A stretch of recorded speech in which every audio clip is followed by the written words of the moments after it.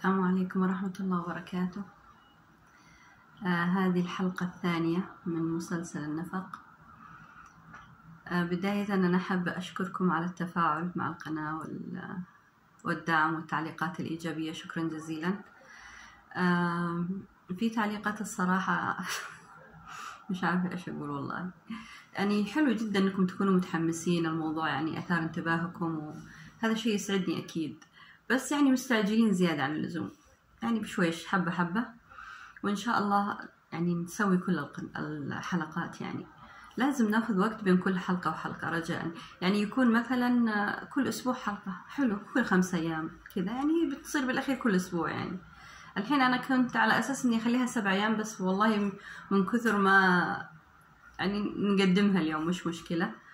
وفي يعني بعض التعليقات الصراحة روعة، يعني واحد قال إذا ما نزلت الحلقة الثانية أنا بلغي الاشتراك بيلغي الاشتراك، يعني تهديد. مش عارفة إيش أقول والله. أشكركم جدا، ويعني تضحكني التعليقات وتسعدني، والتفاعل جميل وجيد وإيجابي، شكرا جزيلا. وأي حد مثلا يحط تعليق غير إيجابي على طول بلوك، يعني الموضوع مش صعب. فاللي حابب يروح لقامة البلوك لا يقصر براحته، وإحنا برضو ما نقصر. اليوم أنا بحكي عن البلاغ، كيف وصلته لأحمد علي عبد الله صالح. تمام، مثل ما قلت في الحلقة الماضية أني أقنعت أخي يبلغ، قال هو ما يقدر. إذا تقدري أنتي روحي وقولي أخي أرسلني وكذا. قلت له أوكي. حاولت يمين شمال ما عرفت، لأنه مش سهل يعني توصل لعلي عبد الله صالح، خاصة في هذيك الظروف. فكان عندي واحد في الفيسبوك، شاب كذا في مقتبل العمر اسمه وائل الموتي، كانت منشوراته أحمد علي أحمد علي أحمد. قلت هذا أكيد إنه يعرفه، يعني على الحب هذا كله أكيد إنه يعرف أحمد علي. فبالبداية يعني حاول إنه يعني يسوي نفسه يعرف، بس بعدين قال أنا الصدق ما أعرفه. لما حس إن الموضوع حقيقي ومهم قال أنا الصدق ما أعرفه، بس أعرف حد يوصلك له. وهو هذا وائل الموتي هو اللي أعطاني رقم العميد عبد الله المهشمي. اتواصلت مع عبد الله المهشمي طبعا، وسيادة العميد عبد الله المهشمي سمع مني، قال لي شوفي أنا يعني بعطيكي رقم السكرتارية في السكرتيرة حق أحمد علي في الإمارات، وأنتي اتصلي معاها بتجاوبك وتوصلك له يعني عادي. قلت له تمام هات. أعطاني الرقم واتصلت، اتصال دولي طبعا، يعطي انتظار، يفتح الخط ويعطي انتظار، بس ما حد يرد، ما حد يرفع السماعة، ما حد يقول ألو، ما حد. مرة 2 3 الموضوع صعب. رجعت له قلت له ما في رد، يعني ما ترد السكرتير على قال لي طيب أنا بشوف. وقلت له طيب أنت كلمه، يعني طالما تقدر توصل له أنت، يعني ما أعرفه. قال لي لا كلميهم أنت أحسن. بعدين نسق لي مع واحد قال لي خلاص اوصلي لبيت أحمد علي هنا في صنعاء، وعبد الله السودي هو اللي هناك المسؤول، وبنسق لك معاه. واعطاني رقم وتواصلت مع عبد الله السودي وقال لي تمام. ووصلت للبوابة ودخلوني، يعني كانوا منتظريني. دخلت لقيت عبد الله السودي ومعه واحد ثاني اسمه رضوان الرهمي، هذول معروفين انهم في الحراسة حق احمد علي عبد الله صالح يعني. المهم في البداية كنت مترددة ومتخوفة كيف أقول لهم، يعني لأنه تعرف كلهم موظفين وما تدريش هذا صاحب هذا يعرف هذا، فخفت. الموضوع كان شوية مخيف، لكني يعني ليس أمامي حل آخر. تكلمت، قالوا إحنا يعني بنتواصل ونشوف كيف الوضع. وتواصلوا، كلموا. لا بلغ أحمد علي مباشرة، معلش، يعني عبد الله السودي بلغ أحمد علي مباشرة. أحمد علي جاء فورا، هذا اللي سمعته اللي قالوه إنه جاء فورا من الإمارات، وصل إلى صنعاء، ومش عارفة إيش سوى الصراحة، بس جاء بسرعة ورجع بعد هذا البلاغ. قالوا لي هم كذا يعني عبد الله السودي وأعطى القضية لخالد أخوه إنه يستلمها هو، وبس. هذا اللي حصل يعني. خالد قال أعطينا معلومات أكثر عن العصابة، وصلي لنا تقارير ومش عارف إيش. وبقينا نوصل تقارير يوميا عن الاجتماعات اللي عقدوها والأشياء اللي كانت تحكى في الاجتماعات. أنا مش عارفة أقول لكم الأشياء اللي كانوا يقولوها في الاجتماعات في هذه الحلقة يعني ولا كيف؟ طيب يعني مثلا ما هي الخطط البديلة؟ كان عندهم خطط بديلة إنه إذا فشلوا، لأنهم قد كانوا خسروا كثير يعني خلاص وصلوا لمرحلة متقدمة. ما هي الخطط البديلة؟ كان عندهم بعض الخطط البديلة، إنه مثلا بيختطفوا واحد من عيال أحمد علي، كانوا موجودين العيال لسه في البيت يمكن، مش عارفة. هذه الخطة اللي وصلناها في التقارير. أيضا إنه بياخذوا مدرعات، هذه المدرعات اللي يعبوها قالوا هم اللي مونوها يعني البترول وهذه الأشياء، فياخذوا كم حبة يعني تفيدهم بخسارتهم أو تعوض خسارتهم. مش عارفة يعني كان عندهم هذه الخطط اللي كانوا يذكروها بينهم وبين بعض في الاجتماعات حقهم يعني، وتم توصيلها كلها يعني. يعني مش عارفة ايش اقول، بس البلاغات هذه او التقارير اللي كنت اوصلها لخالد كانت يعني ردة الفعل من عنده يعني انا اشوفها الصراحة باردة مع احترامي، لكن ما كان في ردة فعل بهذا الحجم. يعني انت ابن رئيس سابق، يعني الموضوع أن يكون أكبر من كذا، ما يكونش بهذه البرود، ما تتعاطى مع الأمور بهذه السهالة يعني أنا لو أعرف أن أبي في خطر ولا هو رئيس ولا هو وزير ولا حتى عسكري، لن يهدأ لي بال إلا بعد ما أطمئن. طبيعي يعني أيا كان أبوك يعني سواء مهم ولا مش مهم، لكنه ما كانش في ردود فعل حقيقية يعني ما أدري كيف. المهم حددنا لهم الهنجر نفسه ومكان الهنجر وكذا، وراح فعلا خالد دخل الهنجر وما شاف النفق ما لقى النفق، قال ما فيش حاجة، الموضوع كله إشاعات وكذب وكلام فاضي. قلنا طيب براحتك. صراحة أنا الآن يعني خلاص يعني لك أن تتخيل موقفي، أنا الآن في خطر يعني إذا صار شيء، لأنه أنا متأكد إن في نفق، إحنا متأكدين جدا إن في نفق، إنه مش مقتنع بوجود النفق يعني هذا شيء ما أدري كيف أفسره الصراحة. بس إحنا على ما طلب وصلنا له التقارير لمدة يمكن 40 يوم، إحنا ننقل تقارير ونحكي فيها، وقالوا حصلوا وعملوا واجتمعوا وصرفوا وكذا وكذا يعني أشياء كبيرة.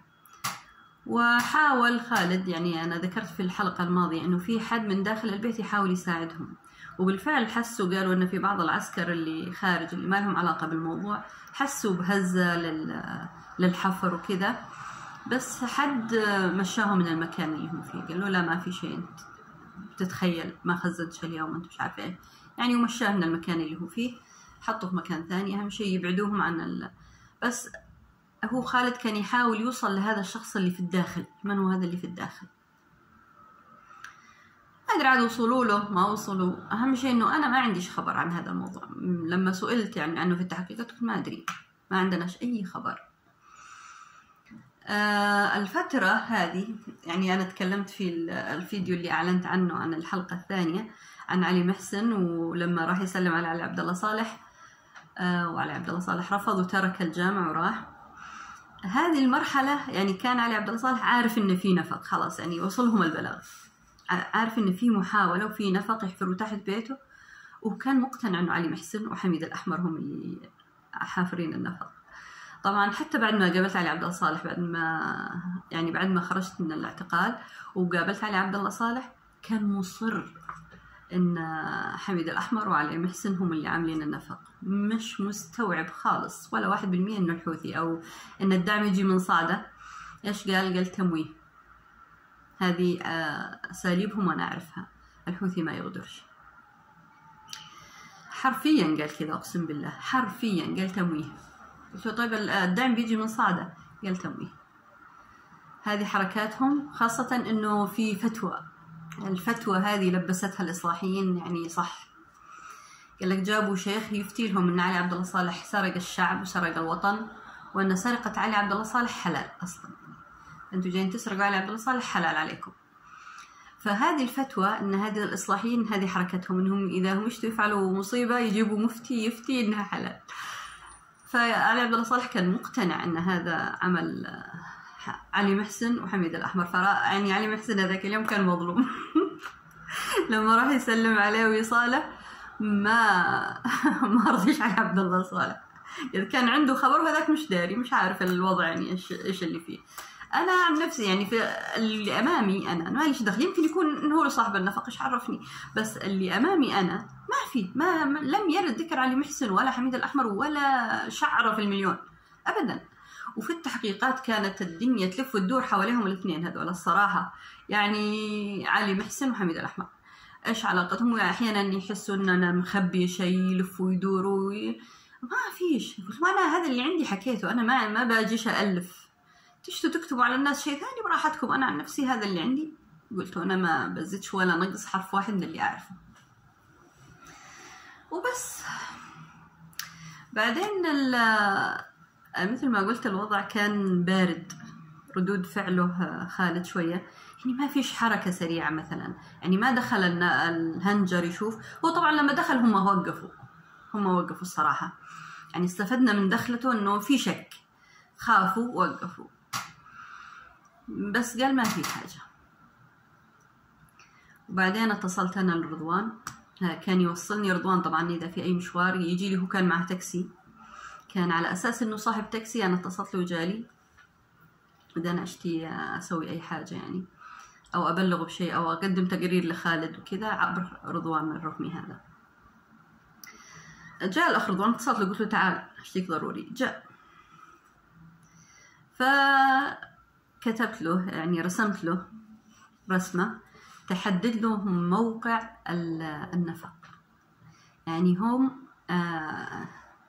كانوا شاكين، خافوا، قاموا غطوا النفق، غطوه بألواح خشب، فوهة النفق الموجودة هذه غطوها بألواح خشب وحطوا بلاط فوق الخشب. فدخل خالد كذا يتفرج يمين شمال، ما لقى شيء، قال ما بش نفق، ما بش حاجة، الأمور طيبة ولا في شيء. فطريقة الاحترافية يعني، فرسمت له قلت له كذا تدخل تلف يمين الغرفة الفلانية، لأنهم عاملين غرفتين وكذا يعني، وجايبين بلاط وألواح والمعدات تحت، معدات الحفر كلها موجودة داخل النفق. ورسمت له تلف كذا، تجي كذا، تعمل كذا، تلقى النفق. ارفع البلاط اللي في هذه المنطقة، في هذه النقطة تحديدا ارفع البلاط تلقى النفق. هنا ما عاد رجعش خالد، جاء عمار صالح، دخل عمل على ما قلنا، فتح هذا شاف، اكتشف ان النفق موجود خلاص، يعني حقيقة واقعة. سكتوا لهم يومين وبعدين طلعوها بالتلفزيون، وانه ابطلوا محاولة لاغتيال علي عبد الله صالح، وش كلنا شفنا اللي حصل يعني بالتلفزيون هذه الاشياء، وعرض النفق وصور النفق كلها موجودة. فهذا اللي حصل في البلاغ إلى أن اكتشفوا النفق. طبعا هم لما حسوا بالخطر، لأنه قد كانوا بيرجعوا يسألوا، هم سألوا في البداية عن أمن علي عبد الله صالح، يعني سألوا في البداية وقالوا خلاص ما فيش مشكلة، سووا هنجر واشتغلوا عادي. بعدين رجعوا يسألوا من جديد وقد النفق محفور وكذا، فخافوا، قالوا خلاص نوقف نهدي شوية، طالما في أسئلة وفي حد يروح ويجي ويسأل علينا نهدي شوية. هدوا وخرجوا العمال، خرجوا الحفارين. بعدها غلقوا وصبروا فترة كذا على أساس إنه يعني لما تهدأ الأمور. وحصل اللي حصل، دخل خالد، بعدين دخل عمار، ومشي الحال. أعتقد نكتفي بهذا القدر. والله جاينا اتصال ومش عارفة الصراحة، بس إن شاء الله إنه ما فصل هذا الفيديو. تبا لك، الحمد لله ما فصل، الحمد لله شغال. تمام، يعني أعتقد إنه نكتفي بهذا القدر، لأنه يعني حبة حبة. تمام، ورجاء الصبر. أنا بوصل كل حاجة إن شاء الله، بس شوي شوية علشان نستفيد سوا يعني. تمام. شوية يعني صبر عشان يعني تتفاعل القناة أكثر، وادعموا وشيروا. شكرا للي شيروها، في 2 من الأصدقاء شيروا، شكرا جزيلا لهم، أشكركم جدا. الباقي عاد اعملوا شير، وأشكركم للدعم، وسعيدة جدا والله، مسرورة جدا بكم، وإن شاء الله تجدوا المعلومات كاملة وعد يعني، إن شاء الله بكملها بإذن الله. وإلى اللقاء. المرة الجاية، لحظة، المرة الجاية بتكلم عن الاعتقال، وكيف تكلمت أنا وعمار صالح عن هذه الأمور، عن إنه لا حد يسألني، وإنه إيش حصل بعدين، وإنه كذا. هذه الأشياء كلها بناخذها ونعطي فيها. موضوع الاعتقال وموضوع لقائي بعمار صالح بيكون بكرة إن شاء الله، أول الحلقة القادمة. باي باي.